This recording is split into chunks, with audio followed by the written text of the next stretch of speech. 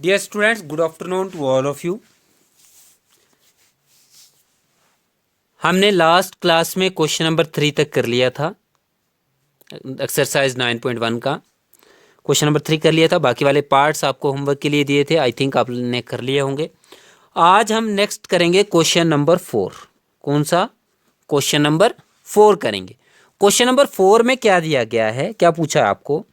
Draw the number lines and represent the following rational numbers on it. पहले number line आपने draw करनी है, फिर उसके बाद ये जो गिवन नंबर्स हैं इनको आप उस नंबर लाइन के ऊपर रिप्रेजेंट करोगे। ठीक है, तो जब आपके पास पहला पार्ट जो है वो क्या है, 3/4।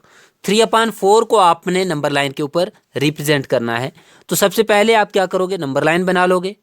क्या करोगे? नंबर लाइन बना लोगे। नंबर लाइन में यहाँ पे कहीं पे 0 रखोगे और यहाँ पे 1 रखोगे, यहाँ पे -1 रखोगे।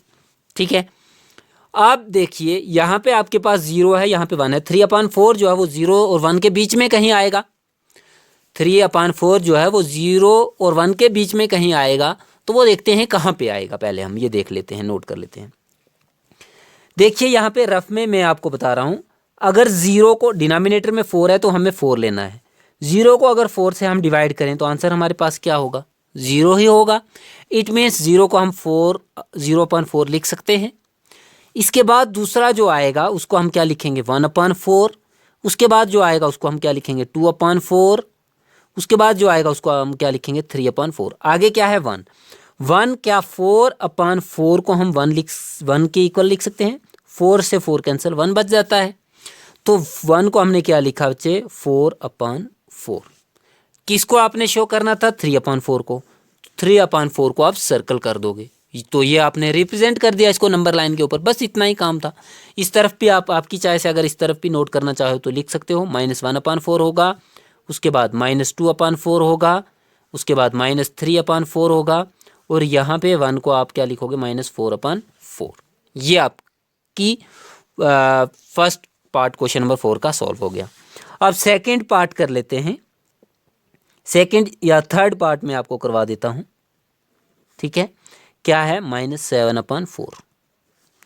बाकी आप लोग खुद सॉल्व कर लेंगे। सेकंड पार्ट और फोर्थ पार्ट आपके लिए होमवर्क है, वो आप लोगों ने खुद करना है। डिनोमिनेटर में 8 है तो 4 की जगह आप वहाँ पे 8 यूज़ करोगे, बस इतना काम है। यहाँ पे भी आपके पास डिनोमिनेटर में 4 है। पहले नंबर लाइन बना लेते हैं हम। ये नंबर लाइन हमने बना ली। यहाँ पे आपके पास कोई क्या है? 0 है, यहाँ पे 1 है, यहाँ पे 2 है। ठीक है, इस तरफ चलें तो यहाँ पे क्या है? -1 है, यहाँ पे क्या है? -2 है। माइनस वाली तरफ हमने चाहिए, तो जैसे हमने 0 को पहले 0/4 लिखा था वैसे 0/4 लिखा हमने। उसके बाद यहाँ पे क्या होगा? 1/4, -1/4, -2/4, -3/4। -1 को हमने ऊपर क्या लिखा था? -4/4, तो यहाँ पे भी -4/4 लिख लेंगे। आगे क्या होगा? -5/4, -6/4, -7/4। और इस -2 के लिए मैं यहाँ पे आपको रफ में थोड़ा सा छोटा सा काम बताता हूँ। अगर -2 को आप क्या लिखो? -8/4 लिखो, तो क्या आपके पास 2 आंसर आता है या नहीं? 4 1 ज़र 4, 4 2 ज़र 8, तो आंसर क्या आ गया आपके पास? -2। तो इसका मतलब हम इस 2 को भी हम ये लिख सकते हैं -8/4। तो शो किसको करना था? -7/4 को, तो उसको आपने सर्कल कर दिया। बाकी इस तरफ वाला आप फिलअप कर लीजिए, सेम जैसे यहाँ माइनस वाला हुआ इस तरफ प्लस वाला होगा। तो इतना ही काम था आपके लिए। ठीक है, अब बाकी वाले पार्ट्स जो हैं वो आप लोग खुद सॉल्व करेंगे। हम चलते हैं नेक्स्ट क्वेश्चन पे। क्वेश्चन नंबर कौन सा आपके पास? 5। बहुत इंपॉर्टेंट क्वेश्चन है। क्वेश्चन नंबर 5 है, आपके पास एक नंबर लाइन है। ये नंबर लाइन हम बना लेते हैं। यहाँ पे आपके पास क्या था? 0, उसके बाद क्या है? 1 2, यहाँ पे 3 है, और आगे चलें या ना चलें 4 सो ऑन। ठीक है, इस तरफ चलें तो क्या है? यहाँ पे -1, उसके बाद यहाँ पे क्या है? -2, -3 एंड सो ऑन। ठीक है, इतना ही रहने दीजिए। उन्होंने नाम क्या क्या दिया है? 2 और 3। 2 का नाम क्या दिया हुआ है? A, और 3 का नाम दिया हुआ है B। ठीक है, सेंटर में कोई पॉइंट है, क्या है? एक का नाम P है, एक का नाम Q है। यहाँ पे क्या है आपके पास?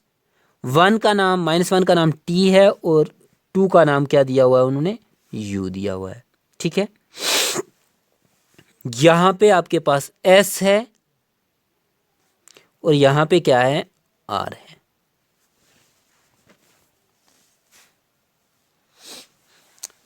क्वेश्चन में क्या दिया गया है, आप क्वेश्चन को पढ़ते हैं। The point P Q R S T U A and B on a number line. ये जो है P Q R S T U and B जो है, यू ए एंड बी जो है वो नंबर लाइन के ऊपर है। Such that T R equals to, given क्या दिया है आपको कि टी आर इक्वल है आर एस के और इक्वल है एस यू के, यही बोला है। दूसरी तरफ देखें तो क्या दिया हुआ है, ए पी जो है, ए पी ये जो है ये पी क्यू के इक्वल है, किसके, पी क्यू के इक्वल है, और क्यू बी के इक्वल है। ये तीनों एक दूसरे के इक्वल है। दोनों पार्ट्स को उन्होंने क्या किया हुआ है, 2 इक्वल पार्ट्स में डिवाइड किया हुआ है। क्या किया हुआ है, मतलब कितने पार्ट्स हैं यहाँ पे, 1 2 3, 3 इक्वल पार्ट्स में डिवाइड किया हुआ है।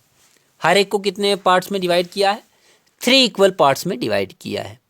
तो पहले अगर हम ये ए बी वाला पोर्शन अगर यहाँ पे हम दोबारा से नंबर लाइन बना लें तो सिर्फ 2 और 3 को नोट करके बनाएं।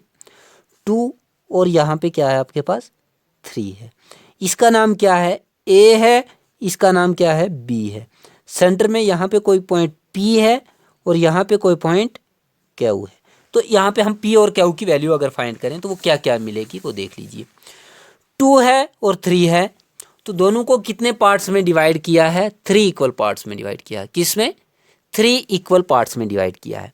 तो इट मीन्स जब 3 पार्ट्स में है तो फ्रैक्शन में हम इसको क्या लिख सकते हैं, क्या कर सकते हैं, फ्रैक्शन में हम इसको क्या लिख सकते हैं।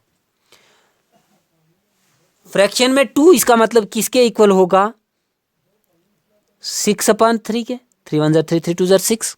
उसके बाद यहां पे ये क्या होगा, 7/3, ये क्या होगा 8/3, और 3 को हम क्या लिख सकते हैं, 9/3, 3 1 3 3 3 9। तो P की वैल्यू क्या है, P इक्वल्स टू 7/3 और Q की वैल्यू क्या आ गई आपके पास, 8/3। वैसे ही इस तरफ चलते हैं हम, ये वाली लाइन जो है यहाँ पे हमने -2 इसको शो किया और यहाँ पे हमने इसको -1 शो किया। तो सेंटर में 2 वैल्यूज़ हैं, इसका नाम u है, इसका नाम t है। तो s की वैल्यू हमने फाइंड करनी थी और r की वैल्यू फाइंड करनी थी, वही कंडीशंस जो पीछे वाली थी। -1 को हम क्या लिख सकते हैं, -3/3। ठीक है, तो -3 के बाद इधर क्या आएगा, -4/3, -5/3, और -2 को अभी हमने पीछे लिखा है, -2 को हम क्या लिखेंगे, -6/3।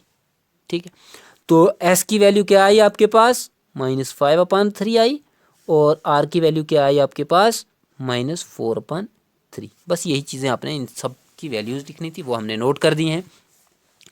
आज के लिए इतना ही, कल जो है वो नेक्स्ट क्वेश्चन नंबर 6 में आपको करवाऊंगा। ठीक है, अल्लाह हाफिज़।